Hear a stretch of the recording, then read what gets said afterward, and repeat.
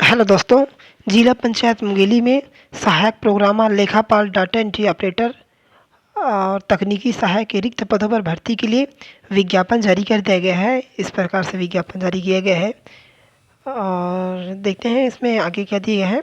तो इसमें बताया गया कि प्रधानमंत्री आवास योजना ग्रामीण अंतर्गत जिला एवं विकासखंड स्तर में रिक्त संविदा पदों की पूर्ति के लिए हेतु विज्ञापन, तो इस प्रकार से विज्ञापन दिया गया है।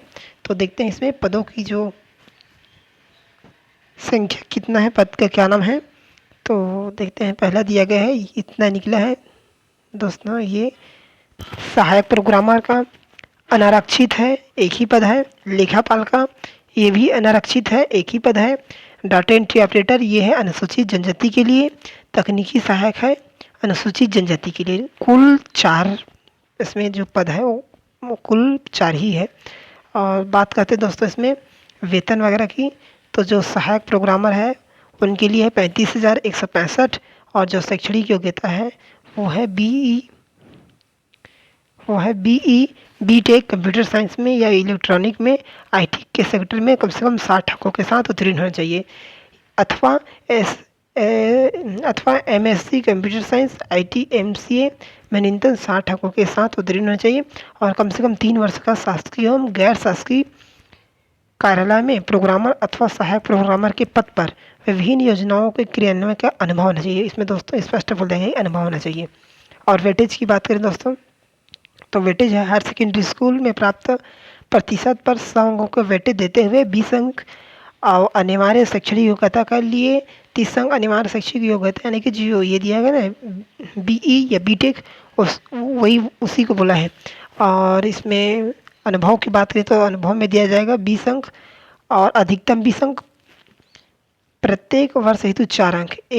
अगर वर्ष है तो आपको 4 अंक दिया जाएगा, 2 वर्ष है तो आपको 8 अंक दिया जाएगा, इस प्रकार से है।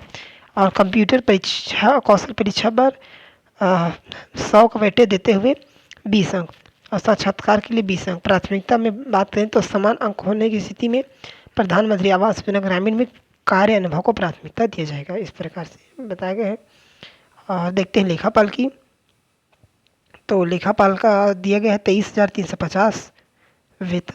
और ये शैक्षणिक योग्यता की बात करें तो शैक्षणिक योग्यता है बीकॉम और साथ में टेली या एमएस ऑफिस में किसी भी सरकारी संस्था के साथ या छत्तीसगढ़ से मान्यता प्राप्त संस्था से डिप्लोमा सर्टिफिकेट होना चाहिए। और वेटेज की अगर बात करें तो वेटेज ऊपर में बात की है सेम वैसे ही है।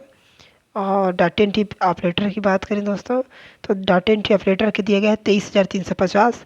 शैक्षणिक योग्यता इसमें दिया गया है 12वीं और साथ में 1 वर्षीय डिप्लोमा कंप्यूटर ऑपरेटर या प्रोग्रामिंग में, साथ में 8,000 की डिप्रेशन प्रति घंटा की से आप लोगों का कौशल परीक्षा लिया जाएगा। और अथवा में बोला गया है कि जो छत्तीसगढ़ शीघ्र लेखन मुद्रा लेखन परीक्षा परिषद से कंप्यूटर एवं सॉफ्टवेयर में 8,000 की डिप्रेशन प्रति घंटा की गति से आपके पास कौशल परीक्षा की प्रमाण पत्र होना चाहिए। वेटेज से ऊपर में जो बात की है वैसे दिया गया है। तकनीकी सहायक की बात करें तो तकनीकी सहायक में 35,165 रुपये। और इसमें शैक्षणिक योग्यता की बात करें तो शैक्षणिक योग्यता दिया गया है किसी मान्यता प्राप्त संस्था से बीई या बीटेक डिप्लोमा 60 अंकों के साथ, अथवा में दिए गए बीई बीटेक किसी भी इंजीनियरिंग ब्रांच में। अगर ये छात्र भी नहीं मिल पाते हैं, अभ्यर्थी नहीं मिल पाते हैं, तो लास्ट में एमएससी गणित भौतिक के 60 अंक वाले छात्रों को पात्र माना जाएगा। वेटेज से ऊपर में बात की वैसे दिया गया है। और इसमें इंपॉर्टेंट के देखते हैं दोस्तों, इसमें आयु की बात करें तो आयु दिया गया है 21 वर्ष न्यूनतम और अधिकतम 40 वर्ष और आयु की गणना 1 सितंबर 2024 से किया जाएगा। और इसमें बोला गया है कि छत्तीसगढ़ का मूल निवासी होना अनिवार्य है और संविदा नियुक्ति अधिकतम 3 वर्ष के लिए होगा। ये एक बड़ी बात बोल रहे हैं दोस्तों कि संविदा जो नियुक्ति है वो 3 वर्ष के लिए ही होगा। इस प्रकार से दिया गया है नियम। मैं इसे वीडियो के डिस्क्रिप्शन में डाल दूँगा दोस्तों और आप लोग बारीकी से इसे देख सकते हैं। क्या बहुत लंबा हो जाएगा वीडियो और इसमें जो जो इम्पोर्टेंट है उसे मैं बताते जा रहा हूँ।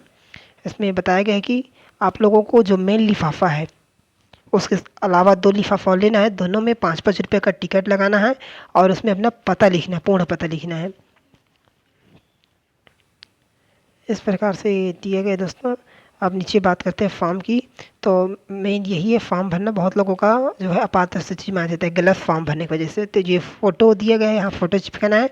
फ़ोटो चिपकाने के बाद स्व प्रमाणित करना है। स्व प्रमाणित मतलब इस प्रकार से तिरछे सिग्नेचर करना है। तिर जो सिग्नेचर का कुछ जो शब्द है, ये वर्ड है, वो कागज़ पे है और कुछ जो रहे फ़ोटो में रहे। इस प्रकार से आप लोगों को स्व प्रमाणित करना है। ऊपर में लिखना है आवेदित पद का नाम। तो आवेदित में आप जिस पद के लिए आवेदन कर रहे हैं, जैसे कि आप डाटा एंट्री ऑपरेटर के लिए तो डाटा एंट्री ऑपरेटर, लेखापाल तो लेखापाल के लिए।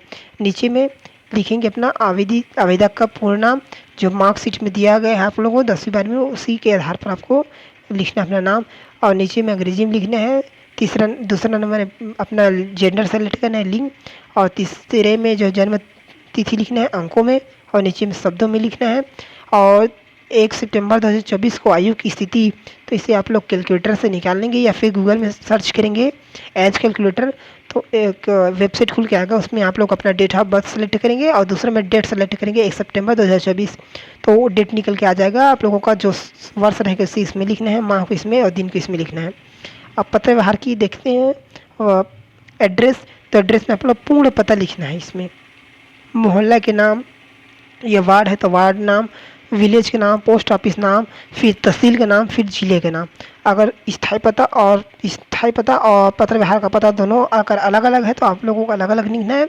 अगर दोनों है तो इसमें एक साथ लिख सकते हैं। और 7वें नंबर में लिखेंगे मोबाइल नंबर, 8वें में ईमेल आईडी और आधार नंबर। शैक्षणिक योग्यता की बात करें तो उत्तीर्ण परीक्षा का नाम में 10वीं लिखेंगे, 10वीं से स्टार्ट करिएगा।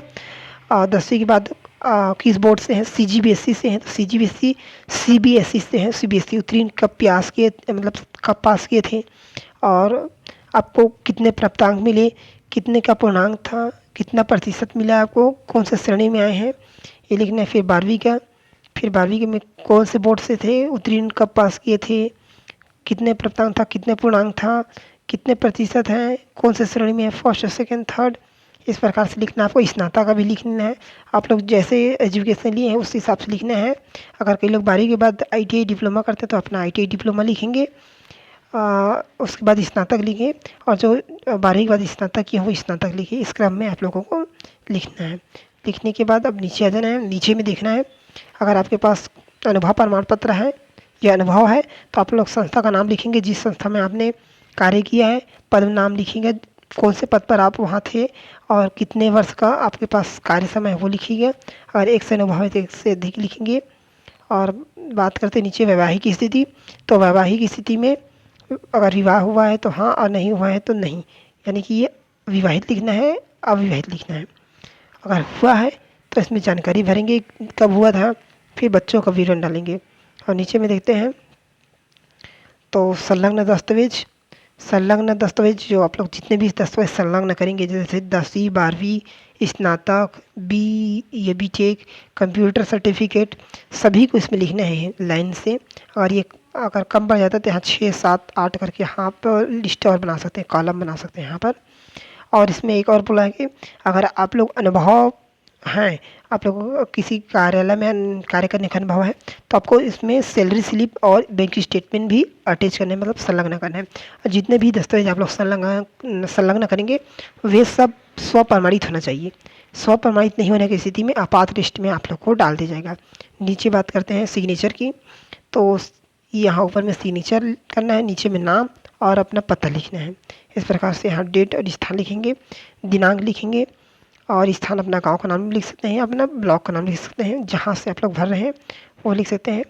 और ऊपर में सिग्नेचर, नीचे में नाम और पता लिख सकते हैं। इस प्रकार से दिए गए, इसी को आप लोगों को भर लेना है। भरने के बाद जो 3 लिफाफा लेना है दोस्तों आप लोगों को। एक बड़ा लिफाफा रहेगा और 2 छोटा लिफाफा। छोटा लिफाफा में डाक टिकट चिपकाना है 5-5 रुपये का। चिपकाने के बाद जो बड़ा लिफाफा है उसके ऊपर में आप लोगों को आवेदित पद का नाम लिखना है ऊपर में। उसके बाद इसे ले जाकर आप स्पीड पोस्ट कर सकते हैं दोस्तों। तो दोस्तों आज की इस जो ये PDF है उसे मैं वीडियो की डिस्क्रिप्शन में डाल दूँगा, आप लोग वहाँ से इसे देख सकते हैं। तो आज की इस वीडियो में इतने ही दोस्तों, मिलते हैं नेक्स्ट वीडियो में।